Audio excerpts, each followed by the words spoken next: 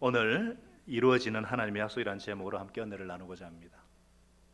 사람들은 약속을 하고는 못 지킵니다.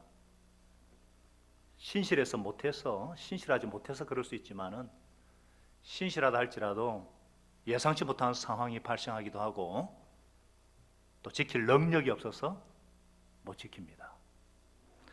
그러나 하나님께서는 한번 약속하시면 반드시 지키십니다. 하나님은 전지전능하시기 때문입니다. 하나님의 약속이 무엇입니까? 바로 이 신약, 구약, 이것이 약속입니다. 하나님의 약속은 반드시 이루어집니다. 사람의 약속과는 다릅니다. 예수님께서 하나님의 아들이라는 두 가지 큰 증거가 있죠. 여러분도 잘 아실 겁니다. 바로 예수님이 부활하셨다는 역사적인 사실과 예수님에 관한 구약의 모든 예언이 성취되었다는 사실입니다. 마태복음은 유대인들을 대상으로 쓰여졌기 때문에 구약 성경이 많이 인용되어 있습니다. 오늘은 저와 여러분이 본문에 인용된 구약을 찾아가 살펴보면서 하나님의 신실하심에 대해서, 그리고 반드시 이루어지는 하나님의 약속에 대해서 은혜를 나누고자 합니다. 우리가 지난주 살펴본 대로 동방박사들은 우주의 왕이시지만 동정녀의 몸을 입어 탄생하신 예수 그리스도를 경배했습니다. 보물상자를 열어서 아기로 오신 왕께 황금과 유향과 모략을 예물로 드렸습니다. 그런데 그들은 꿈에 헤롯에게로 돌아가지 말라는 하나님의 지시에 순종해서 다른 길로 고국에 돌아갔습니다. 그들이 떠난 후에 주님의 천사가 이번에는 요셉에게 나타나 말했습니다. 헤롯이 아기를 찾아 죽이려고 하니까 빨리 일어나서 아기와 어머니를 데리고 애굽으로 피신해라. 내가 너에게 말해줄 때까지 거기에 있어라. 이에 요셉은 즉시 순종해서 밤중에 애굽으로 피신했습니다. 요셉은 언제나 순종의 사람입니다. 요셉은 너무너무 가난했기 때문에 먼 이국으로 간다는 거 쉽지 않아요. 만일에 즉시 순종하지 않고 조금 지체했더라면 어떻게 했어요? 죽었을 겁니다. 이런 순종의 사람이었기 때문에 하나님께서 요셉을 예수 그리스도의 부친으로 택하지 않으셨는가? 자, 결국 헤롯은요 16절에 보니까 박사들에게 쏘은 줄 알고 몹시 진노했어요. 부하들 보내어서 2살 이하 사내들을 모조리 죽여버렸습니다. 그는 참으로 적 그리스도의 모형입니다. 헤롯은 새로운 왕이 탄생했다는 말로 자기 왕권이 위협받는 줄 생각했어요. 그래서 예수님을 죽이기 위해서 베들레헴 지경의 모든 2살 이하의 영아들을 살해했습니다. 이처럼 지금도 자신이 세상의 통치권을 갖고 있다고 생각하는 사람들은 예수님을 핍박하고 대적하고 거역합니다. 세상은 예수님을 미워하고 대적합니다. 왜 그런가? 세상은 여전히 사단의 사주를 받고 사단에게 속했고 또 악하기 때문입니다. 우리도 진정한 하나님의 백성이라면 예수님을 핍박한 것처럼 우리도 세상으로부터 미움받을 각오를 해야 합니다. 예수님이 말씀하셨죠. 요한복음 15장에 너희가 세상에 속하였다면 세상이 너희를 자기 것으로 여겨 사랑할 것이나 너희는 세상에 속한 자가 아니요 도리어 내가 너희를 세상에서 택하였기 때문에 세상이 너희를 미워하느니라. 이런 예수님의 분명한 말씀이 있죠. 그럼에도 우리는 너무 세상에게 잘 보이려고 합니다. 세상은 우리의 친구가 아닙니다. 우리가 세상과 너무 친하려고 하면은 스스로 하나님과 원수가 됩니다. 하나님의 적이 됩니다. 야고보서도 이렇게 말씀하고 있어요. 가늠한 여인들아, 세상과 벗된 것이 하나님과 원수됨을 알지 못하느냐. 그런즉 누구든지 세상과 벗이 되고자 하는 자는 스스로 하나님과 원수되는 것이니라. 우리가 분명히 알아야 하는 것은 세상과 하나님의 백성과는 적대 관계라는 것입니다. 물론 우리가 세상을 섬겨야 하고 하나님의 복을 나눠줘야죠. 그러나 친구가 되려고 하면은 스스로 하나님과 대적이 됩니다. 너무 잘 보려고 친구 되려고 하지 마세요. 하나님과 원수되기 쉽습니다. 아니 그러면은 세상에서 성공하면 안 되는 겁니까? 그렇지 않습니다. 우리가 잘 아는 요셉 같은 사람은 세상에서 제일 많은 우상을 섬기는 나라의 총리였습니다. 에스더는 하나님을 대적하는 나라 페르시아의 왕비였습니다.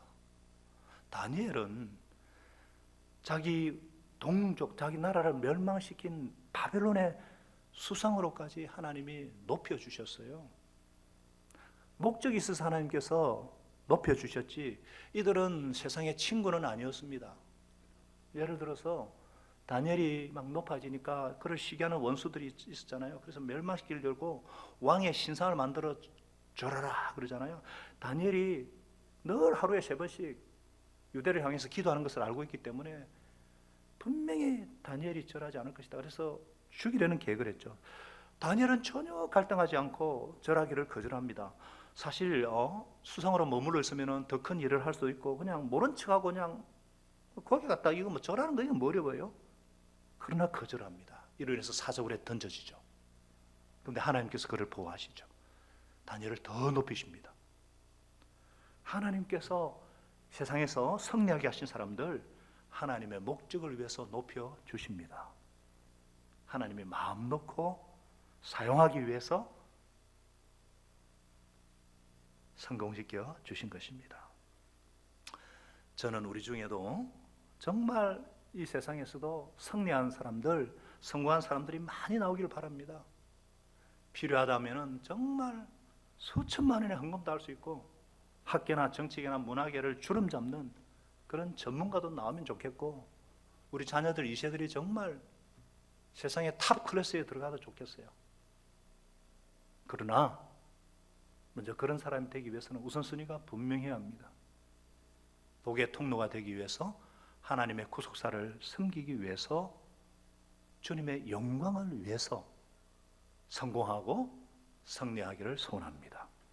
하나님이 친히 세워주는 사람, 하나님이 마음 놓고 사용할 수 있는 그런 하나님과의 관계가 분명한 사람이 되기를 바랍니다. 자, 원수들이요 우주의 왕이신 그리스도를 결코 해할 수가 없었습니다. 마찬가지입니다. 하나님의 택한 백성을 해칠 수 없습니다. 예수님은 우주의 주인이시고 우리 하나님은 창조주십니다. 그 자녀와 택한 백성을 버려두시겠습니까? 그렇기 때문에 세상이 아무리 악하고 위협해도 이 하나님 의지할 때 두려워할 필요가 없습니다. 왜 그렇습니까? 로마서 8장 34절에 말씀하죠. 우리 같이 읽어볼까요? 시작. 누가 정죄하리요? 죽으실 뿐 아니라 다시 살아나신 일은 그리스도 예수시니 그는 하나님 우편에 계신 자요 우리를 위하여 친히 간구하시는 자시니라. 십자가에서 저와 여러분을 대신하여 죽으실 뿐 아니라 다시 살아나신 그리스도 예수님은 지금도 하나님 우편에서 친히 우리를 위해 간구하고 계십니다.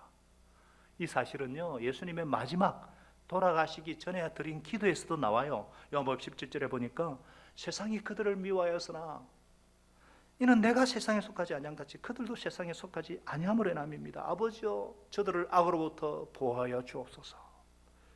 이렇게 악한 자들로부터 우리를 지켜달라고 주님의 기도 때문에 저와 여러분이 보호를 받고 있는 것입니다. 지금도 우리를 위해서 간구하고 계시기 때문에 두려워할 필요가 없습니다. 그러므로 문제에 압도되어서 먼저 주저앉기 전에 주님께 도움을 요청하시기 바랍니다. 우주의 왕 되신 예수님 안에서는 어떤 상황에서도 안전하다는 거 믿으시기 바랍니다. 자, 요셉과 마리아 아기 예수님은 헤롯이 죽기까지 애굽에 있었습니다. 이것은 주께서 선지자를 통해 말씀하신 바 애굽으로부터 내 아들을 불렀다함을 이루리라 하심이라. 하나님의 약속의 성취라는 거예요. 사실 이것은 호시아, 구약성경 호시아 11장 1절의 인용이에요. 호시아 11장 1절에 보면 이스라엘이 어렸을 때 내가 사랑하여서 내 아들을 애굽에서 불러냈거늘 그랬어요. 사실 이 말씀은 그리스도가 아니라 이스라엘 나라에 관한 거거든요. 출애굽 사건을 말합니다. 근데 마태는 이것을 예수 그리스도의 예표로 인용을 했습니다. 왜 그런가? 여러분, 출애굽은 그리스도의 예수님을 예고편이에요. 예수 그리스도에 대한 예고편. 우리 영화를 보면 항상 예고편이 나오죠. 출애굽 사건과 예수님에게는 공통점이 많습니다. 출애굽 사건은요, 이스라엘 백성이 애굽에서 탈출하는 거죠. 예수님도 애굽에서 나와요. 또 이스라엘 백성의 특별한 사명, 그러니까 제사장 나라 거룩한 백성으로서의 사명을 위해서 하나님의 특별한 사랑을 받죠. 마찬가지 예수님도 메시아로서의 사명을 위해서 이는 내 사랑하는 아들이요 내 기뻐하는 자라, 하나님의 특별한 사랑을 받습니다. 또 이스라엘 백성이 출애굽을 위해서 10가지 재앙을 하나님께서 내리심으로 많은 기적과 이적을 행하시죠. 마찬가지로 예수님도 하나님의 아들로서 인정받으시고 수많은 표적과 기적을 행하심으로 메시아의 영광을 나타내셨습니다. 예고편, 영화로 치면 예고편은 건축물로 치면은요, 이 구약은 모형, 그러니까 모델하우스, 예수님이 진짜라는 거죠. 우리가 살 집. 이해가 되십니까? 그런데 마태는 이 구약의 예언이 이루어졌다는 거예요. 그렇기 때문에 우리가 출애굽기도 배웠지만은 출애굽 사건을 가장 단순히 역사로 보면은 뭐 그래도 흥미롭지만은 항상 하나님의 구속 역사, 예수님을 통해 이루어지는 구원 역사 편에서 보아야지 하나님의 구원 경영이 보이고 나에게 주시는 하나님의 메시지, 하나님의 어떤 의미로 나에게 다가온다는 거죠. 그래서 고린도전서 10장 11절에는 이런 말씀이 있습니다. 그들에게 일어난 이런 일들은 본보기가 되고 또 말세에 만난 우리에게 우리를 깨우치기 위해서 기록되었느니라. 이런 것은 우리에게 본보기가 되게 하라는 거예요. 경고가 되게 하기 위해서라는 거죠. 그러니까 구약 성경은요, 구약을 통해서 신약을 해석하고 신약을 통해서 구약을 해석하고, 사실 신약에 나오는 히브리서 성경은 전부 다 구약에 대한 완성을 얘기하고 있죠. 그리고 요한복음 5장 39절에서 말씀하셨듯이 예수님도 구약 성경은 전부 나에 대해서 관해서 말하는 것이다. 구약 전체가 예수님을 예표하고 있죠. 우리 18절도 선지자 예레미야를 통해서 말씀하신 것이 성취라는 것입니다. 예레미야 31장 15절 말씀, 여호와께서 이와 같이 말씀하시느니라. 라마에서 슬퍼하며 통곡하는 소리가 들리니 라헬이 그 자식 때문에 애곡하는 것이라. 그가 자식이 없어져서 위로받기를 거절하였도다. 그대로 똑같이 2살 이하의 아이가 죽음으로 통곡이 온 베들레헴 지경을 덮친 것이 이 예레미야 말씀의 성취라는 거예요. 그러니까 구약의 모든 예언은, 모든 사건은 예수 그리스도가 오심을 위한 그림자고 예표라는 것입니다. 신약 시대는 바로 구약의 모든 약속이 성취되는 때입니다. 그러니까 뭐 창세기 3장 15절부터 예수님 오기 전에 700년 전에 이사야, 예레미야, 600년 전에 미가, 400년 전에 말라기, 모든 선지자를 통해 하신 말씀을 이루시는 하나님, 마침내 구약의 모든 약속이 예수님을 통해 응답으로 성취로 나타냄을 보여주시는 것입니다. 그렇다면 신약은 뭐겠어요? 이미 오시고 죽으시고 부활하신 주님께서 다시 오실 것을 약속하셨고 반드시 이루어질 것이다. 할렐루야. 그렇기 때문에 하나님의 모든 말씀, 모든 감동, 모든 깨달음은 주님으로 인해서 완성이 되고 또 주님이 오심을 위함이고 주님의 사역을 위함이라는 것입니다. 그러므로 저와 여러분도 하나님의 말씀을 내게 주시는 약속으로 받아서 그 약속이 이루어지는 성취의 삶을 살 수 있기를 바랍니다. 우리 예수님께서 하나님의 말씀을 따라 사신 것처럼 예수님의 제자인, 하나님의 자녀인 우리도, 예수님도 하나님의 아들이고 우리도 하나님의 아들이잖아요. 하나님의 자녀인 우리도 말씀이 이루어지는 삶, 이를 위해서 먼저 하나님의 말씀들을 내게 주시는 약속으로 붙잡으시기를 바랍니다. 왜냐하면 하나님의 약속은 반드시 이루어지기 때문입니다. 한번 따라하겠습니다. 하나님의 약속은 반드시 이루어진다. 자, 19절에 보겠습니다. 헤롯이 죽은 후에 주의 천사가 애굽에서 다시 요셉에게 나타났습니다. 일어나서 아기와 어머니를 데리고 이스라엘 땅으로 가라. 아기 목숨을 찾는 자들이 죽었느니라.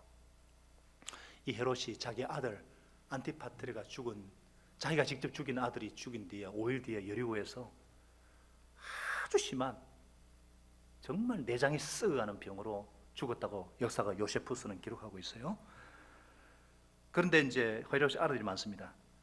아킬레오가 헤롯의 뒤를 이어서, 안티파르가 아니라 아킬레오가 헤롯의 뒤를 이어가 유대의 임금이 된 것을 듣고 두려워한 거예요.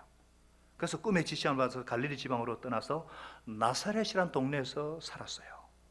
이것도 바로 선지자가 하신 나사렛 사람이라, 나사렛 예수, 나사렛 사람이라 칭하리라는 이 말씀을 이루기 위함이다.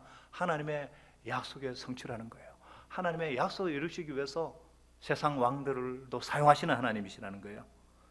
사랑하는 여러분, 여기서 그런데 구약 성경을 아무리 찾아봐도 예수 그리스도가 나사렛 사람이다 이런 말씀은 없습니다. 그럼 이게 뭐지? 그럼 마태가 말하고자 하는 의도가 뭐야? 바로 그리스도는 멸시를 받을 것이다. 이 말씀이 이루어졌다는 거예요. 여러분 이사야서 53장 2절 3절을 누구에 관해 말하는 것인지 한번 잘 들어보셔요. 그분은 하나님 앞에서, 주 앞에서 자라나기를 연한 순 같고 마른 땅에 나오는 뿌리 같아서 고운 모양도 없고 풍채도 없고 우리가 보기에도 흠말만 아름다운 것이 없다. 그는 멸시를 받아서 사람에게 버림을 받았고, 간고, 그러니까 고통을 많이 겪었다는 뜻이에요. 질고, 연약한 질병을 아는 자라 그랬어요. 우리도 마치 그분을 그냥 귀하게 여기지 않았다. 누구에 관한 말씀 같아요? 누구에 관한 말씀 같아요? 한상근 형제? 이건 누구에 관한? 예수님이 오시기 700년 전에 이사야라는 선지자가 예언한 거거든요. 한 예지자매 누구에 관해서 말한 것 같아요? 예언한 것 같아요? 예수님이죠. 똑똑해요. 역시 목자 출신은 틀려요. 예수님은 그죠. 그러니까 후에 오실 예수, 이게 700년 전에 이사야 선지자를 통해 하나님 말씀하신 것인데, 이 메시아 예수 그리스도는 겉으로 볼 때는 볼만한 것이 없다는 거예요. 너무너무 멸시를 받았고 병을 앓았고 막 병을 앓고 있는 사람같이. 그 이유가 뭐냐면 나사렛 출신이라는 것이 그 이유예요. 여러분 예루살렘 출신이라 하면 서울 사람 그러거든요. 베들레헴 출신이라 하면 다윗과 같은 동네, 다윗 왕과 같은 동네. 근데 나사렛 그러면은 그 당시에는 인구 5, 60명도 살지 않는 완전 깡촌이에요. 지금도 성지순례 가면요, 가이드가 나사렛이 여긴 것도 같기도 하고 저긴 것도 같기도 하고 분명하지 않을 정도로 완전 깡촌. 심지어 예수님이 나사렛 출신자는 말에 나다넬 같은 사람은요, 나사렛에서 무슨 선한 것이 나올 수 있느냐, 무시를 했다는 거예요.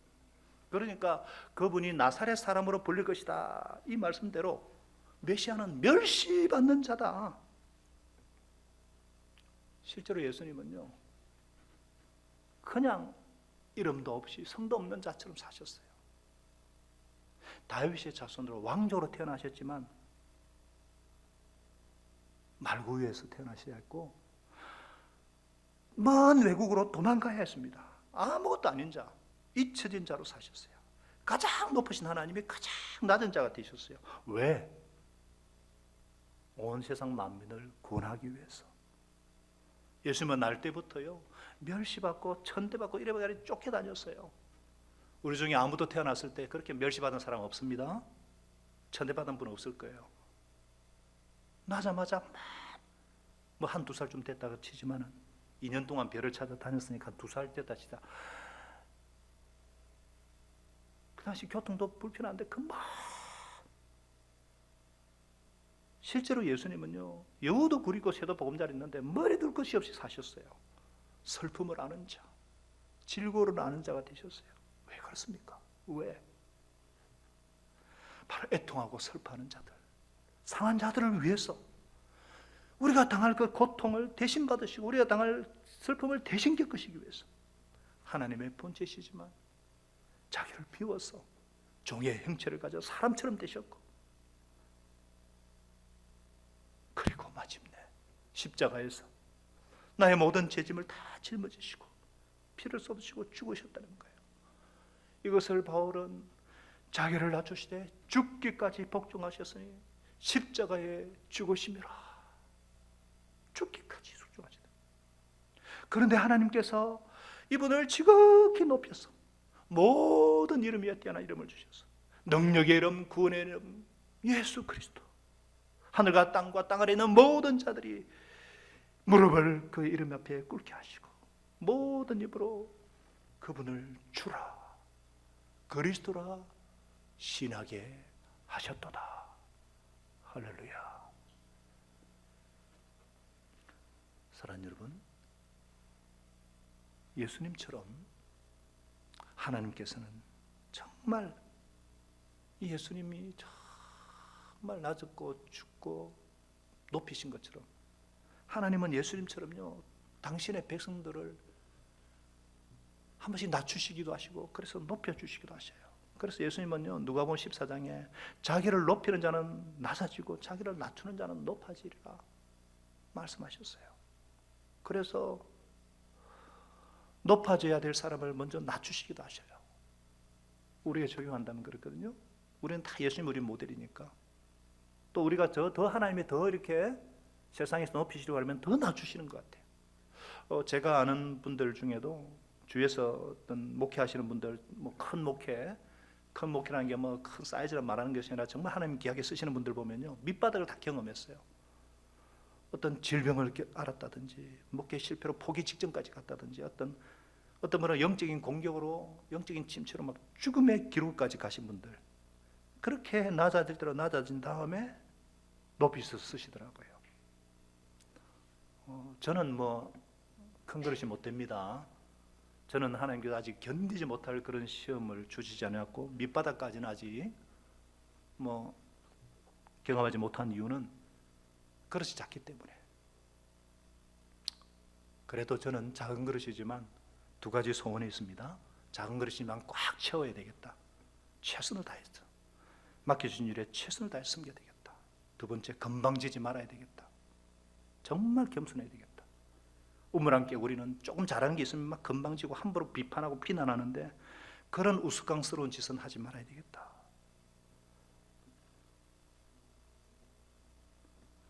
혹시나 여러분 중에 밑바닥을 경험하고 계시는 분 계십니까? 고통과 아픔, 남들이 모르는 그런 고통과 아픔이 있습니까? 만일 그것이 죄로 인한 것이 아니라면 하나님께서 낮추는 훈련일 수도 있습니다. 높이 되면 더 낮아져야 합니다. 그래야 높이십니다. 그래야 하나님이 마음 놓고 부려먹을 수 있는, 부려먹는 좀 이상하지만 마음 놓고 사용하실 수 있는 그릇으로 빚기 위해서 밑바닥에 허덕이질지라도 높여주기 위함인 것을 아시고 소망을 포기하지 마시고 약속을 붙잡고 높여주신 하나님을 경험할 수 있기를 바랍니다. 이를 위해서 오늘 마태를 통해서 하나님께서 저와 여러분 주시는 메시지가 무엇이에요? 신실하신 하나님을 붙잡아야 된다는 것입니다. 하나님의 약속은 반드시 이루어집니다. 사람의 약속과 다릅니다. 그래서 여러분들 문제가 있을 때는요, 하나님의 약속을 붙잡고 매달리시기 바랍니다. 반드시 이루신다는 거, 약속을 이루신다는 거 믿으시기 바랍니다. 우리가 왜 우리 교회 학교 아이들 유치부부터 초등부, 중고등부 왜 말씀을 암송합니까? 왜 단어성을 부르고 암송을 하고, 이번에 초등부는요 추수감사절 앞두고 가족 전체가 성경 말씀 암송 대회를 한대요. 너무너무 좋은 거예요. 왜 말씀을 암송합니까? 이 말씀이 약속이 되어서 나를 보호해 주시고 이 말씀대로 하나님 나를 빚으시고 말씀을 통해서 하나님을 경험하게 하시기 때문에, 그래서 이 말씀을 붙잡는 것이 중요해요. 하나님은 반드시 약속을 이루십니다. 그런데 어떤 때는요, 하나님께서 아무것도 안 한 것처럼 느낄 때가 있어요. 약속이 이루어지는 징조가 보여야 되는데 아무 일도 일어나지 않는 것처럼 보입니다.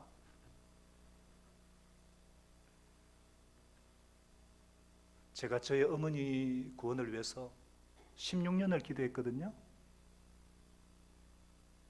다른 사람은 참 구원했는데 저희 어머니는 안 되는 줄 알았어요. 근데 아니었어요. 하나님이 일하고 계셨어요. 결국은 예수님 영접하시고 세례받고 천국에 가셨거든요.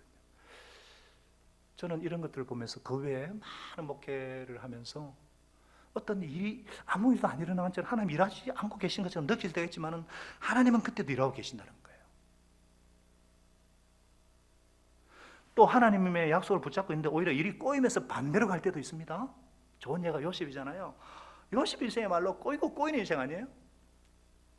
아버지 편애와 형들의 시기로 막 노예로 팔렸잖아요. 정말 절망스럽잖아요. 그런데 바로의 총무가 됐는데 또 어떤 그 살만했는데 보디발 여사의 유혹으로 그냥 억울하게 감옥에 갇히고 꼬일라도 이렇게 꼬일 리가 없어요. 그래서 바로를 모시는 고관들의 꿈을 해석하고 복직을 기다렸는데 이 고관이 그냥 잊어버렸어요. 2년을 또. 요셉은 또 절망을 맛보죠. 그런데 바로가 그때 이상한 꿈을 꾸고 마침내 요셉이 이들 총리로 하나님 앞에 서게 되죠. 바로 앞에. 꼬이는 것 같았는데 하나님 일하고 계셨어요. 형들이 팔았기 때문에 애굽에 오셨고 올 수가 있었고 어떻게 지가 애굽에 와요? 또 감옥에서 잊어버렸기 때문에 2년 뒤에 바로가 꿈을 꿨기 때문에 결국은 바로 앞에 서게 되었죠. 이렇게 꼬여도 반드시 하나님께서 이루신다는 걸 믿으시고 요셉처럼 자기가 맡은 일에 충실할 때 여러분을 향한 약속이 이루어지는 축복을 맛보시길 바랍니다. 결국 요셉이 형들을 만났을 때 얼미심장한 말을 하잖아요. 형님들과 온 백성의 생명을 구원하기 위해서 하나님이 그렇게 하셨다. 나를 생명의 부양자로 사용하셨다는 거예요. 일이 꼬이는 것 같았는데 하나님의 섭리였다. 하나님은 약속하신 것을 최선의 때에 최선의 방법으로 응답하십니다. 왜 역경과 좌절을 허락하는가? 역경 속에서도 하나님께 정말 감사할 수 있는가? 하나님 자체를 바라보는가? 그거 보시는 거예요. 그래서 내 인생이 정말 하나님의 영광을 위해 살고자 하는 분명한 목표가 있고 하나님께서 보내신 사명을 위해 살고자 하고 순종하겠다는 자세가 있으면요, 무슨 일을 통해서라도 결국 하나님께서 말씀대로 이루십니다. 전능하신 하나님, 약속을 지키시는 하나님은 신실하신 하나님이시기 때문입니다. 그래서 우리도 이 신앙생활을 할 때에 이 하나님의 신실하심을 붙잡아야 합니다. 이게 내 신앙의 기초가 돼야 돼요. 정말 저와 여러분의 신앙의 기초요, 마지막이 돼야 됩니다. 우리가 구원의 확신을 어떻게 가질 수 있습니까? 내가 천국 갈까? 못 갈까? 느낌에다 기초를 두면 어때요? 갈 것 같기도 하고 못 갈 것 같기도 하고, 어떤 데 확신에 닿았다, 어떤 데는 긴가민가, 상황에 따라 내 감정과 기분에 따라 막 요동합니다. 구원의 기초는 뭔가 하면 하나님의 신실하심이에요. 영접하는 자, 그 이름 믿는 자, 하나님 자녀하는 권세를 주셨기 때문에 이런 선포가 있고 이런 하나님의 약속이기 때문에 내가 구원의 확신을 갖는 거예요. 또 우리가 신앙생활 하다가 내가 믿음을 저버리고 세상에 빠지지 않을까? 이런 의심과 두려움 어떻게 극복할 수 있습니까? 내가 나 자신을 보면 이 변덕스러운 우리들이 믿음 못 지켜요. 내가 주님 다시 오실 때까지 분명히 다시 온다 약속하셨는데 절대로 믿음 버리지 않냐고 지킬 수 있는 근거가 어디서 나오느냐? 하나님의 신실하심이에요. 예수님께서 내가 그들에게 영생을 주노니 영원히 멸망하지 아니할 것이고 그들을 내 손에서 빼앗을 자가 없느니라. 우리 주님이 내 손을 잡고 있기 때문에 나는 절대로 믿음을 저버릴 수 없고 다만 매일매일 순종하는 거죠. 이 주님의 신실하심이 우리가 견디지 못할 고난과 역경과 시험을 받아서 정말 이제는 도저히 안 되겠다, 차라리 죽어버리면 좋겠다, 이런 상황에서 우리가 어떻게 절망하지 않고 소망을 갖고 인내할 수 있는가? 하나님의 신실하심 때문이에요. 우리 마지막으로 고린도전서 10장 13절, 고린도전서 10장 13절을 한번 같이 읽어봅시다. 시작. 사람이 감당할 시험 밖에는 너희가 당한 것이 없다. 오직 하나님은 신실하셔서 너희가 감당하지 못할 시험 당함을 허락하지 아니하시고 시험 당할 때는 또한 피할 길을 여사 너희로 능히 감당히 하신다. 이런 신실하신 하나님, 약속을 지키시는 하나님, 이 하나님을 붙잡고 이 약속을 붙잡고 기도하시기 바랍니다. 하나님은 약속을 어길 수가 없는 분이세요. 약속에 스스로 매이시는 분이세요. 그래서 이 약속 가운데 의심하지 말고 낙심하지 말고 딴 마음 품지 말고 하나님의 영광을 위해서 내 장래, 우리 가정, 생업을 주님께 맡기고 먼저 하나님의 통치와 하나님의 뜻을 먼저 구하십시다. 하나님은 반드시 약속을 지키시는 신실하신 하나님이십니다. 그래서 되지 않는 일도 되어지고 불가능한 것 같은 일도 응답받는 걸 통해 신실하신 하나님, 약속을 지키신 하나님을 날마다 경험해가는 저와 여러분이 될 수 있기를 바랍니다. 기도하겠습니다. 혹시나 우리 기도할 때 여러분 가운데 내 삶 속에서 이루어지기 원하는 약속의 말씀이 있는가?